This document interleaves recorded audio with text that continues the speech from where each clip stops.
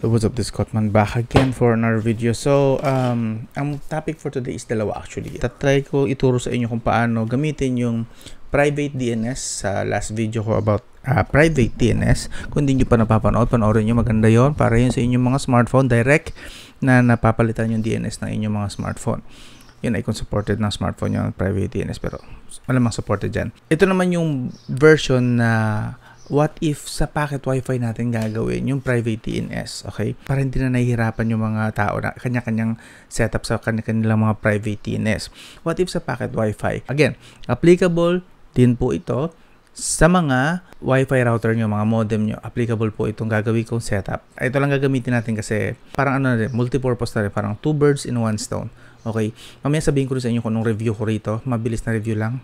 Kung anong masasabi ko, recommended ko bang Smart Bro.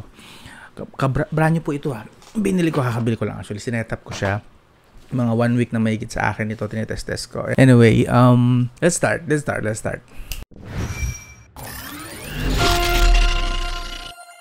So, sinetap na natin. Anyway, paano mapapasok ang settings ng inyong mga Smart Bro Packet Wi-Fi? Okay? Well, hindi lang po packet Wi-Fi, applicable din to sa lahat ng router. Ang gawin nyo na siyempre, pupuntahan nyo yung inyong mga default gateway. Paano malalaman nga pala yung default gateway? Punta kayo sa inyong settings, punta kayo ng Wi-Fi, tapos kung saan kayo nakakonected, which is ito nga, One Piece. Papansin nyo, yun, ang kanyang pangalan ay One Piece din. Ayun, One Piece. Na-connect ako sa One Piece connected currently. One Piece at ang password ay ito po, okay? Ito naman yung aking Smart Bro mobile number. So, currently, nakakonect po ako dyan ngayon. Para wala pong daya, itong aking Wi-Fi is ipo-forget muna natin. Okay, forget para hindi po madaya, okay? Forget din natin yung 5 GHz. Forget, okay? The rest, hindi na akin yan.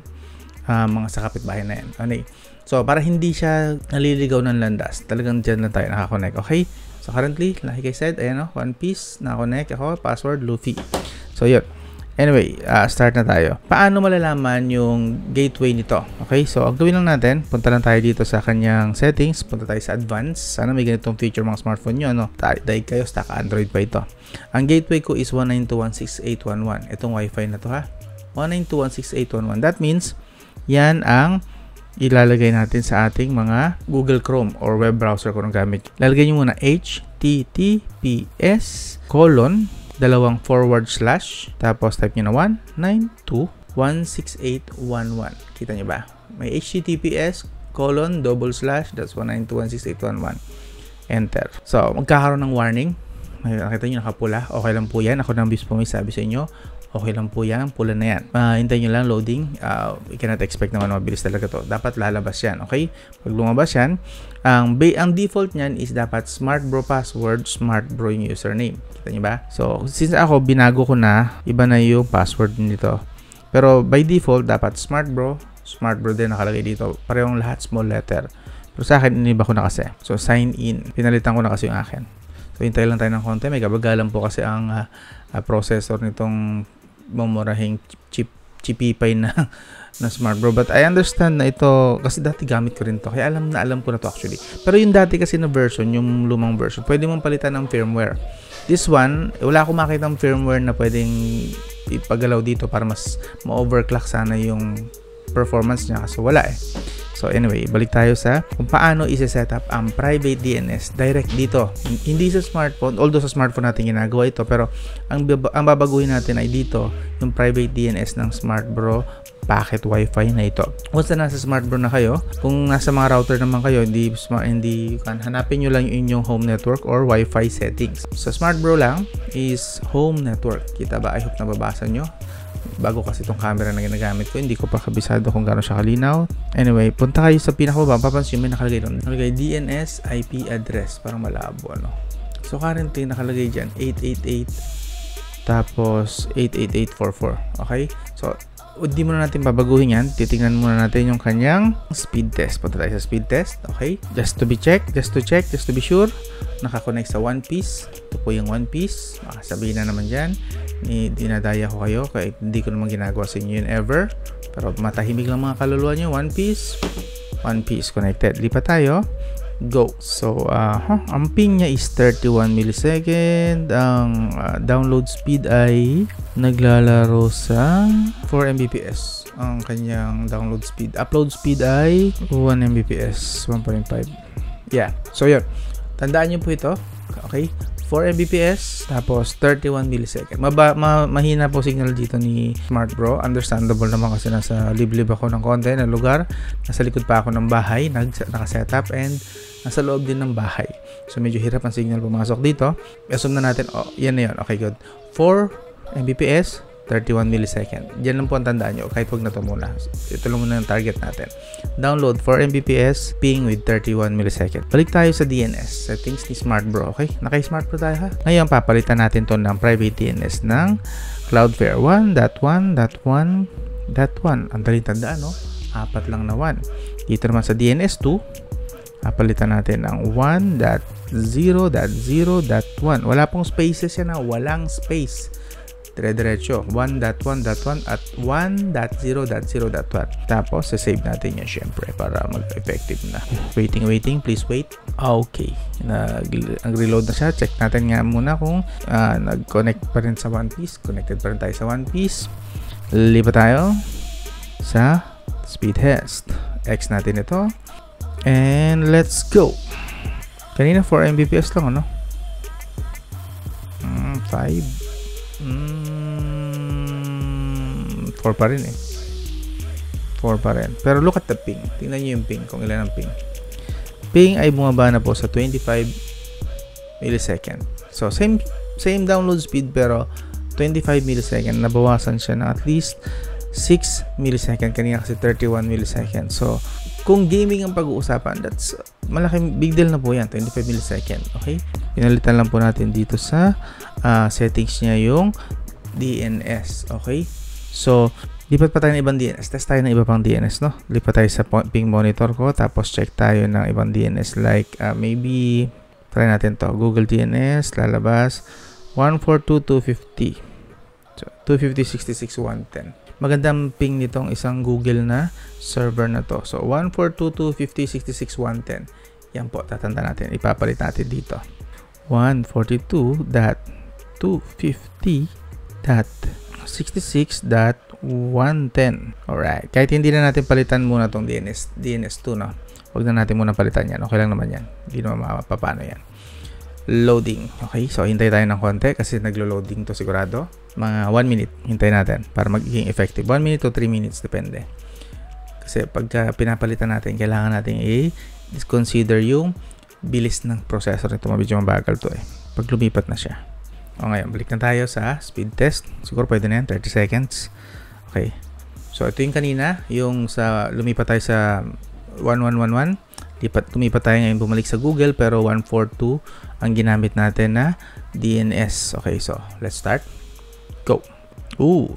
Okay.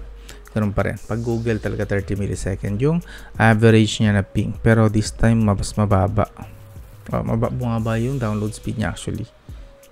Yeah, significant yung binaba niya. Halos 2 Mbps ang nawala. Pero same ping. Okay? Same ping. Okay, pangit. Hindi magandang lipat pa tayo ng iba. Ganito po ang paghahanap ng magandang ping ha, magandang DNS ha. Tetest nyo muna dito sa app na to, itong ping monitor na to. Just in case na curious kayo, anong app yan?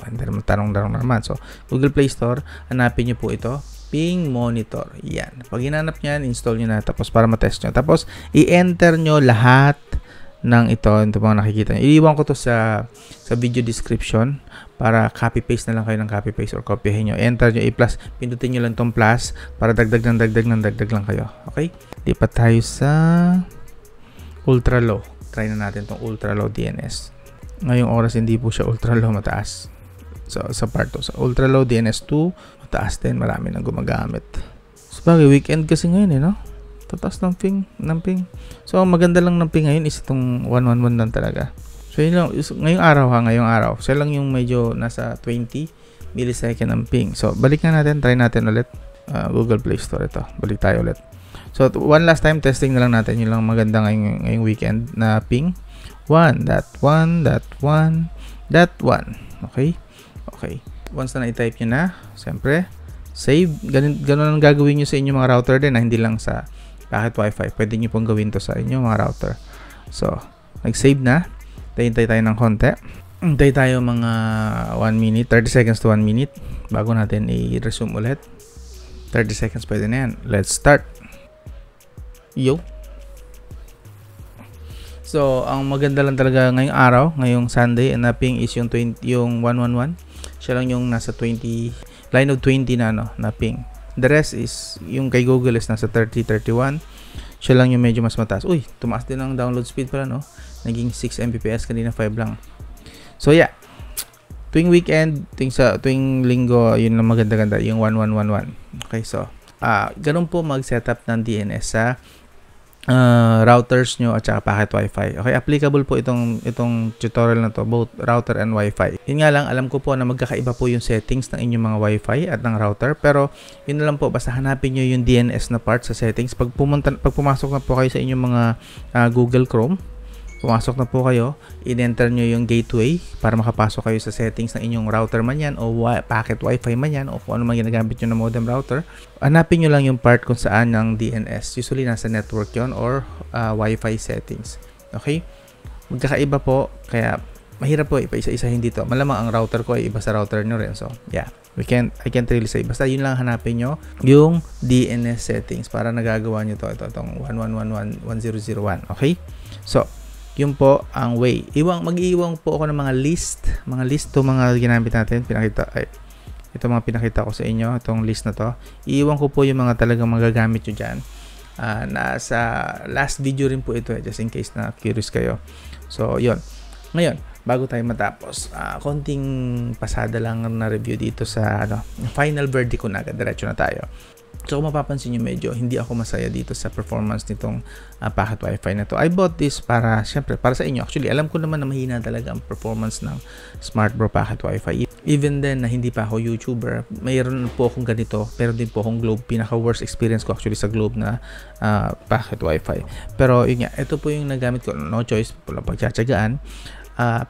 Hindi po siya consistent, hindi niya po kaya pati na masyado marami nakakonect sa kanya, mabilis siya mag-overheat kapag masyado na marami nakakonect, masyadong weak yung processor, tapos hindi rin stable yung kanyang signal. Okay, so pababa, pataas-taas, depende pa yan. So basically mas maganda to gamitin, ilagay mo sa tabi ng bintana nyo para medyo mas magandang sagap niya.